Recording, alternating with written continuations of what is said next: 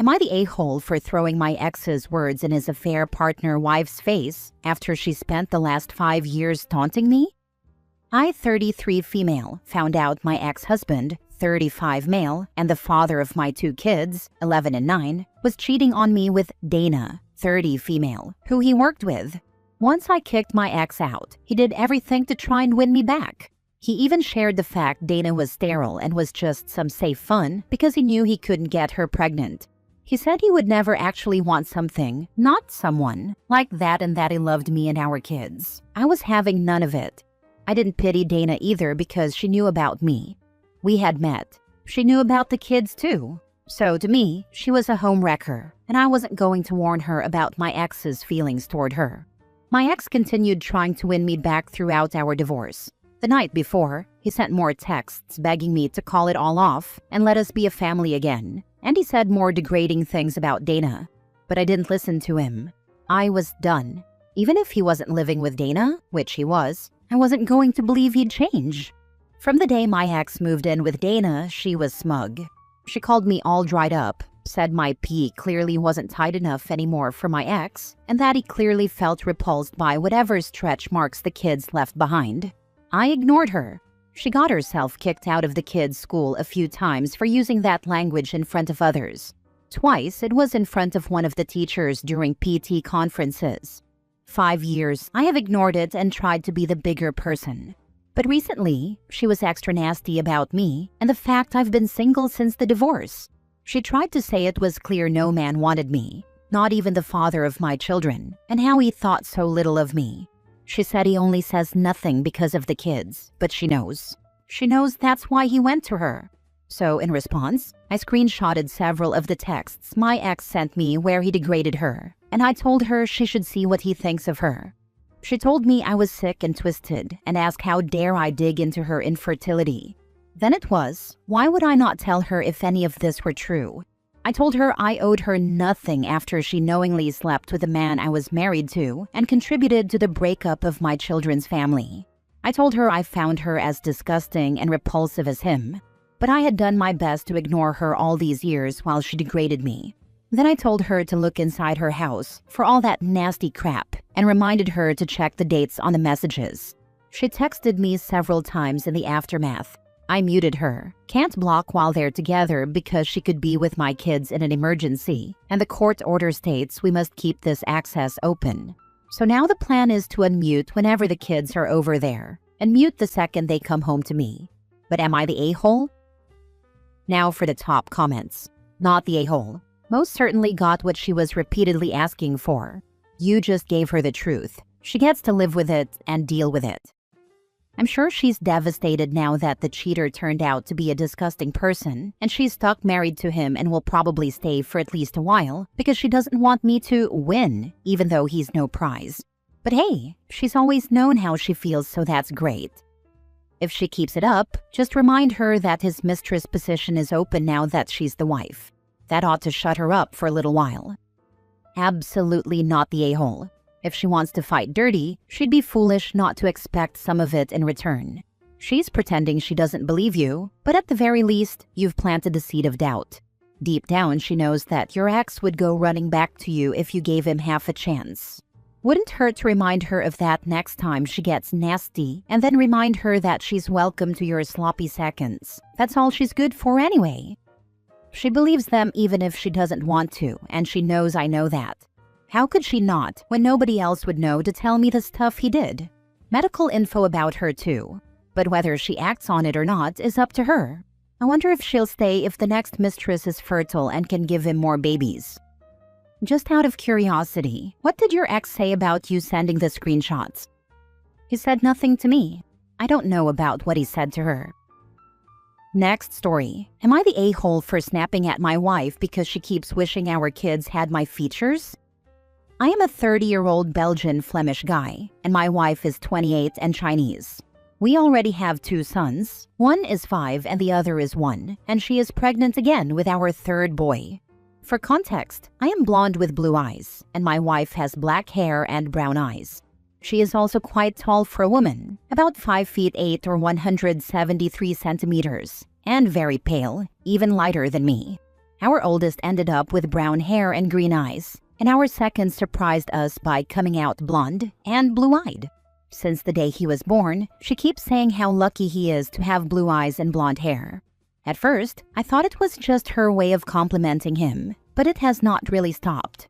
Now that she is pregnant again, she keeps saying things like, "Wouldn't it be great if this one also had blonde hair and blue eyes?" It started to rub me the wrong way, so one day I told her I actually hope this kid has dark hair and brown eyes because it would be cool if he looked like her for once. She did not take it well and said I was overreacting. She said I twisted her words and that she does not favor one look over another. According to her, I should not have thrown that at her. But from my side, I don't think I said anything wrong. Sure, I admit I said it on purpose to give her a taste of her own medicine, but it's also true that both our sons don't really show strong Chinese features, and I honestly think it would be nice if our third son looked more like her. That said, I'll love him either way. So, am I the a-hole? Edit. Just to be clear, do not worry about my eldest. I always tell him how beautiful he is, and I mean it every time. I love reminding him how amazing his brown hair and green eyes are. He is a gorgeous kid, and I make sure he knows it. Not the a-hole. My mom spent my childhood saying she wished I had got my dad's blue eyes and black curly hair instead of her brown eyes and brown dead straight hair. She unintentionally made me feel ugly for years, which confused me because I thought my mom was beautiful. Those insecurities 100% get passed down when they are vocalized, especially when it's frequent. I should add, my mother was one of the most amazing women I've ever known. She just thought she had let me down with her genetics because of how little she saw in herself. It made me sad when I realized it didn't hurt my relationship with her, only my relationship with myself. My daughter hates that she looks like her father and not me. I've tried telling her how beautiful she is, with dark features, how people try to have a tan like her and end up damaging their skin over it. But her brothers look like me and she is very jealous of that. This can't be the first time in your entire marriage and relationship that she's displayed her preference for blonde hair and blue eyes. She married you, didn't she? It's pretty common in Chinese culture to fetishize Western features. Of course you're not the a-hole, but be prepared for her to show favoritism to your children who don't resemble her. You know, I hear all the time about Western people fetishizing Asian features, and I live in the US where things like fawning over Japanese and Korean people are pretty common, so it's really wild for me to hear the adverse side of it. Is this exclusively a Chinese thing, or do other Asian cultures also have a similar phenomenon? I'm Chinese in an Asian country, and it's still common for people to have Eurocentric beauty standards, deep-set eyes, sharp nose, fair skin, for completely Asian babies, which makes no sense. I had relatives who told me to pinch my daughter's nose bridge so it wouldn't be so flat in front of her. I've also heard those comments as a young girl and it's annoying. My sister used to be teased for having monolids when her two other sisters didn't. She grew up and did double eyelid surgery. Maybe that preference has been internalized from years of Eurocentric beauty standards in our culture. Or maybe she just really thinks you're the better looking of you two. Either way, I believe you both love your kids equally, but it can be very damaging saying such things out loud, especially in front of 3 kids who look different from each other. She may not see it yet, but you need to have a constructive, not passive-aggressive conversation with her. Many years ahead, and you never know which is the one sentence that sticks with your dark-haired kid for life. Next story. Am I the a-hole for removing my ex-wife from my life and not understanding why she still has our old photos up? 3 years ago, I, 43 male, left my now ex-wife, 39 female, after discovering she had been cheating on me. We had been married for 15 years, and I thought we were building a stable life together. Finding out about the affair completely shattered me. It wasn't just about the betrayal. It made me question our entire relationship. I kept wondering if all those years, all those moments, were nothing more than a lie. When I decided to move forward with the divorce, I also made the choice to completely cut her out of my personal life. I removed her from all of my social media accounts and went through my phone and computer to delete every picture of us together. At the time, it was painful, but it felt necessary. For me, wiping the slate clean was the only way I could start to heal. I didn't want constant reminders of someone who had hurt me so deeply, and I didn't want to keep seeing her face tied to memories that no longer felt real. Yesterday, my kids were scrolling through their mom's Facebook page while we were together. They pointed out that she still has a ton of pictures of us posted. Some of them were family photos of me with the kids, but plenty of them were of me and her as a couple, vacations, holidays, and everyday moments from when we were together. Seeing those old pictures caught me completely off guard. It threw me for a loop because I just don't understand why she would keep those photos up. She was clearly so unhappy in our marriage that she ended up cheating. So why hold on to the images of a relationship she destroyed? From my perspective, leaving those pictures up feels like she's clinging to something that no longer exists. I'll admit, it bothers me more than I expected. I'm not angry exactly, but unsettled. I worked hard to cut ties, remove reminders, and give myself space. Meanwhile, she seems fine with keeping all of it public. Part of me wonders if I'm overthinking this or if I'm justified in feeling strange about it. So, am I the jerk for feeling uncomfortable and for completely erasing her from my life while she continues to keep our old photos on display? Now for the top comments before the mini update. Not everyone feels the need to erase all evidence of a relationship from social media after a breakup. Those 15+ years of life and milestones and memories don't cease to exist just because it ended badly. If you found it cathartic or helpful to delete any trace of your marriage from social media, great. Just because she doesn't feel the same urge to purge doesn't mean she's still hung up on it. Or you just don't care. I still have pictures up from years ago. I'm way too lazy to go through them all. They don't bother me at all. I'm in this camp. I divorced my ex-wife 12 years ago, and I didn't delete any social media pictures of our life together. The only pictures that I even removed from my camera roll on my phone were anything that could be deemed NSFW. I don't scroll back and look at them. I just don't care that they exist, and couldn't possibly muster up the energy to go through and delete them all. No a-holes here. It could be as simple as she can't be bothered to go back through her old Facebook photos. I've got stuff in there from almost 20 years ago, and I haven't looked at them in probably 10 years. Mini update. All these pictures were originally removed by her in response to my actions. No, I did not go looking into her Facebook page. My kids were randomly going through photos, and I asked where they were seeing these at, and they said their mother's Facebook page. Last story. Am I the a-hole for refusing to make amends after my ex-best friend reached out to me? The other night I got an Insta message confused. I thought it might have been a mistake. Turns out it was my ex-best friend from high school. Someone I hadn't seen or spoken to in years. She was hoping to meet up and talk about catching up. Hannah, we went to kindergarten together and were friends on and off throughout our school years. Our moms were friends, which made it easier. I thought she was my person. At least until the summer before senior year, and my mom got sick. She got real sick and passed away from it pretty quickly. Entering senior year, I was in a very dark place. Hannah was my rock, her and my other friends at the time. I was starting to feel better about myself, and when prom rolled around, I asked if we could go as friends. It felt right, and things were really starting to feel okay again.